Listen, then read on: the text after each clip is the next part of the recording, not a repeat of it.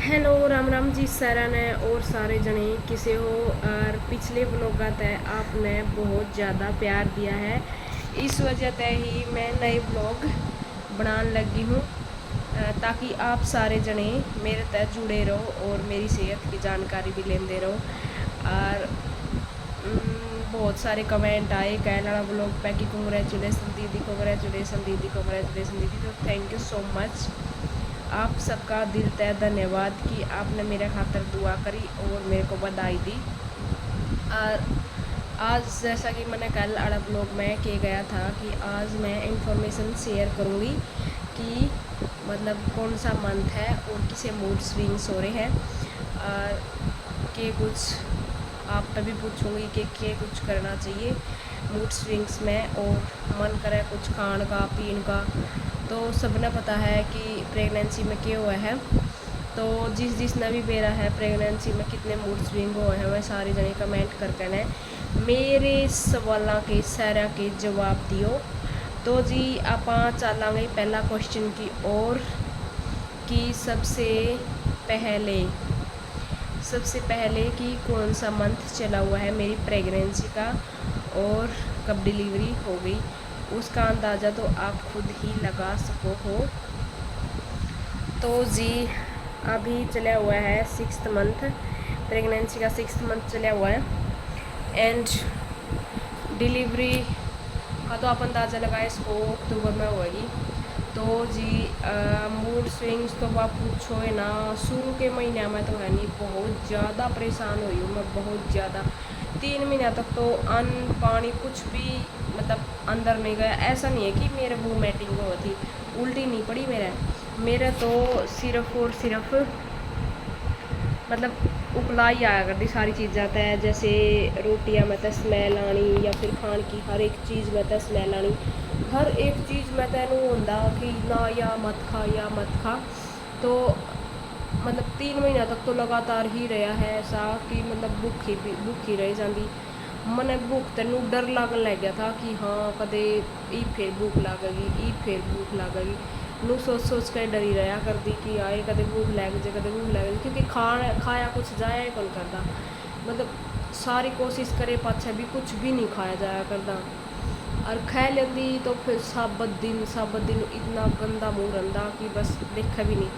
मैंने रसोई का मैं पढ़ना भी छोड़ दिया था, मतलब रसोई का नहीं बहुत कम जाया करती, अगर काम होंदा तो रोटी बनाती तो रोटियां मतलब स्मैल आती, इतनी गंदी स्मैल सर में चढ़ जाती।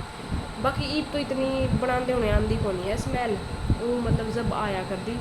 3 महीने लगातार रोटी नहीं खाई मैंने लगातार, क्योंकि खाई नहीं गई। फिर मैं कमज़ोरी होगी, खून की कमी भी हो गई थी शुरू में तो। लेकिन फिर तीसरा महीना के बाद थोड़े मूड स्विंग्स चेंज हुए हैं। बेरा है जब 3 महीने के अंदर थी नहीं तो बैठी नू रोई जाती, पेट भूखा मरदा और ऊपर तक खाया कुछ जाया को नहीं करता। तो नू होंदा भूख लग रही है, पेट में भूख लग रही है, लेकिन ऊपर तक खाया नहीं जाया करता। इतनी रोना आया करता इस कंडीशन पे कि मतलब देख कि खाया जाता को नहीं और भूख लग रही है भीतर पे। तो बहुत ज़्यादा तकलीफ सहन करी है।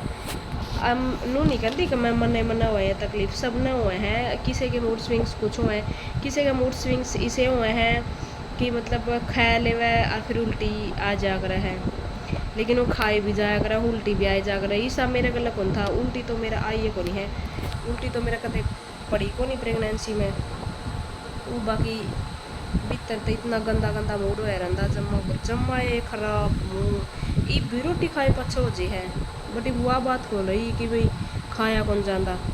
ये फिर लग गया 4th मंथ में, मतलब थोड़ी सी आप सबने बेरा है कि मतलब आपने बेरा दिमाग में थोड़ी सी टेंशन भी रहने लगी थी कि मतलब इतनी कमज़ोर भी होगी, खून की कमी भी होगी, खाया भी कौन जाता। फिर चौथा मंथ आता जा लिया था, उसके बाद मैं कुछ खाने लगी थी, और खान भी पता कि कुकर लगी थी। एक बार मतलब जो करनी भूख लग रही थी और सुशांत रोटी खाने लग रहे थे, निशु भी रोटी खान थे उड़े बैठ कर, निशु सुशांत। तो फिर मैं देखो उनका कहानी ये रोटी कुकर खावा है। फिर सुशांत ने बोलिया आज है नहीं एक रोटी तक खाया का देख, भाई प्याज टमाटर छोक रखे थे, अच्छी सी चटनी सी बन रही थी ना। प्याज टमाटर नहीं छोक रखे थे, वह मिर्च नहीं हुआ मोटी मोटी, वह छोक रखी थी। तो और उनके अंदर प्याज टमाटर थे, वह प्याज टमाटर का गल है। एक रोटी खा के देख, तो मैंने उस टाइम पर वह रोटी खाई, वह मैंने ठीक लगी, खा ली मैंने, क्योंकि डर हो गया था 3 महीने का अंदर अंदर। तो डर हो गया था कि भी रोटी तो तना कभी स्वाद लग गई को नहीं, कभी स्वाद लग गई को नहीं। तो फिर उसके बाद सुशांत ने मेरे तक धक्का था, एक रोटी खवाई। तो फिर उसके बाद मैं रोटी खान लगी, एक एक रोटी करके, एक सवेरे खा लेंदी, एक शाम ने खा लेंदी बीच में। और सारे फ्रूटा तो नफरत हो गई थी, हर एक फ्रूट तो नफरत हो गई थी। केले में खाया कर दी, लेकिन केले बताया क्या था कौन खाया जाया करता कुछ भी फ्रूट। जब मैं खाती नहीं तो मतलब डकार आ जाती उसकी उल्टी, और वह डकार आंदे मेरा गिलैन हो जाती उस चीज़ से। बिल्कुल मन मर जा करता उस चीज़ से कि जिस चीज़ की भी डकार आएगी नहीं वह चीज़ खानी नहीं। मैंने केड़ा खाया, केड़ा की डकार आएगी, और केड़ा भी छूट गया था मेरा। फिर मैं चौथा पाँचवा मंथ लागन होया नहीं, आधा चौथा जा लिया था। उस टाइम पे मैं केड़ा का जूस पीने लगी, उसकी डकार मैंने आई को नहीं। तो फिर उसके बाद मैं यो रूटीन पकड़ लिया, अभी केड़ा का जूस पीना सवेरे। फिर मैं डॉक्टर का गई, तो डॉक्टर का खून कम था। तो डॉक्टर ने बोलिया कि 2 उबले हुए आलू और एक केड़ा ना, 2 केड़े और उबले हुए आलू ज़रूर खाने हैं दिन में। तो मैंने थोड़े दिन उबले हुए आलू भी खाए, और केड़ा का तो जूस पीने लगी थी मैं, कि नहीं खाया जाता तो जूस के थ्रू पी लूँगी भी। तो डॉक्टर ने कहा था चाहे तो आलू का रायता बना के खाइए, या कुछ भी सैंडविच वगैरह कुछ भी करके खाइए जब खून बढ़ेगा। और आप सबने मेरा चौथा मंथ में तो आयरन की दवाई शुरू हो जाए, आयरन और कैल्शियम की। तो आयरन की दवाई इवनों नहीं, मेरा पता नहीं मैंने आयरन की दवाई आता है। मेरा खून बढ़ा है या फिर मेरा खाना पीने की वजह से मेरा खून बढ़ा है, तो मतलब ठीक हो गया ही मेरे में खून। पहला बहुत कम जा लिया था 3 महीने के अंदर अंदर। देखो जी 3 महीने के अंदर अंदर सबने पता है कि बहुत सारी तकलीफ हुआ प्रेगनेंसी में। और चिड़चिड़ापन इतना हो गया था दिमाग में, इतना दिमाग में चिड़चिड़ा चनू का कोई मैंने टोका नहीं, मैं किसी ने टोकू नहीं। नो हो जाता कि टोका ही क्यों है, कवें क्यों है सुशांत कि मैं भी खाने की कहता, मेरा चिड़ उठ जाती कि मैं क्यों कया कर खाने की जब मेरा जी नहीं करता। मतलब जी करना और ना करना दूसरी बात हो जाए, लेकिन नो भी चिड़ हो जाए है कि मतलब कवाई क्यों है खाने की। तो फिर सुशांत थोड़ा गुस्सा भी कर दे कि सेहत कितनी ख़राब कर ली, खाया कौन जाता, धक्का तो खाओगी जब ये खाया जाओगा, अपना अपने शानी समझे जावे, खांदी को नहीं, ये कितनी कमज़ोर होगी। अगर और भी ताकत चाहिए है तो अगर देखो जी आप सबने पता है डिलीवरी के टाइम पे ताकत हमेशा चाहिए है, और वैसे भी सारी उम्र ही चाहिए है। अपने में ताकत नहीं होगी तो अपना बच्चा में कौन जाएगी। तो फिर बोलिया कि मतलब, तो उस टाइम पर फिर मैं रोटी खान लगी थी, जैसा कि मैंने बताया है 4th मंथ के बाद रोटी खान लगी थी फिर मैं। और अब तो मैं हर चीज़ खा लूँ हूँ, खा तो ले हूँ मैं सारी चीज़। मतलब अनार तभी नफरत सी हो रही है, सेब तभी नफरत सी हो रही हूँ, और ही है इन चीज़ ज़्यादा नफरत, लेकिन खा ले हूँ फिर भी मैं थोड़ा बहुत। अनार तो मैंने 3रा महीना के बाद खाए को नहीं। एक बार है नहीं सुशांत ने अनार और ओके चुकंदर मिला कर कैट का मिला कर दे दिए, मैं खाने लगी, उल्टा गिलैन बन गई उस दिन। पाछा मैंने अनार भी नहीं खाए। और ईब तो मैं मतलब है कि ठीक है, मूड अच्छा हो गया है।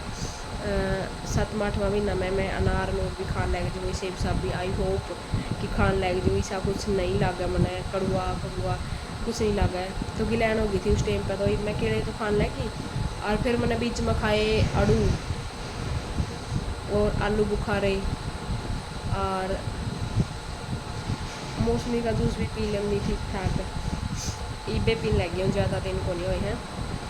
और फिर ईब तो बनास्पति, जामुन, केला, और आप सारे जने मैंने बताइए कि मैं ठीक खाना पीना चल रही हूँ। और पपीता मैंने सुशांत खाने को देंगे, मतलब उन्होंने भी प्रेगनेंसी में पपीता ज़्यादा खाना चाहिए, तो थोड़ा भी नहीं खाने देते। अगर सुशांत ने मेरा बैठ जनी है क्या चीज़ प्रेगनेंसी में खाया नहीं करते, तो जमाए बंद कर दे वह मेरी कि यह चीज़ खानी को नहीं। अगर मैंने कहूँगी इतना भी को भी थोड़ा बहुत तो खाए कहाँ पे। तो गाइज आप सारे जने बताइए कि मतलब कितना के प्रेगनेंसी में खैस कहाँ। तो शुरू में तो नो होता, देखो आप सबने पता है कि मेरी मम्मी नहीं है अभी, रोटी तो देखो बनानी पड़े है, और तो ले मेरे सारी हेल्प करवा दी मैं काम में। तो रोटी बनाती नहीं नो जिंदा मेरा नहीं कच्ची पूरी होए रोटी, मतलब थोड़ी तो थोड़ी रोटी भी पौड़ी पड़ दी तो भी सर में स्मेल चढ़ा तो देखो 1-2 रोटी की भी चढ़ जाता है। जो कर वो आस पास का घर में भी रोटी बनती नहीं तो उसकी भी स्मेल मैंने चढ़ा कर दी भीतर बढ़ जा कर दी कि ना ऐड तो रोटियाँ की स्मेल आवा है, ऐड तो रोटियाँ की स्मेल आवा है। इतना खौफ हो गया था रोटियाँ की स्मेल का मेरा। तो आप सब ने बताइए मैंने कि प्रेगनेंसी में इसी मूड स्विंग्स किस किस का होया करे हैं, और के खाना चाहिए यह भी बताइए मैंने कि के अच्छा हुआ है खान का प्रेगनेंसी में, और किस चीज़ से अपनी सेहत का आप ध्यान रख सका हाँ, और के आप खा सका हाँ। सारे जने कमेंट करके बताइए। तो और लोग भी बताइए अक्टूबर में किस किस का बर्थ हो रहा है, उसे टाइम पे मेरे बेबी का भी बर्थ होगा। तो डिलीवरी अक्टूबर में ही है। उससे पहले 2 अल्ट्रासाउंड हो चुके हैं, एक थर्ड में और एक सिक्स्थ में। तो जी आप सारे जने मैंने बताइए कि के खाना चाहिए और के नहीं खाना चाहिए। तो जी मिलेंगे नेक्स्ट ब्लॉग में। आप सबका बहुत बहुत धन्यवाद एंड मिलते हैं नेक्स्ट ब्लॉग में। Bye bye. बढ़िया बढ़िया कमेंट करके आइयो।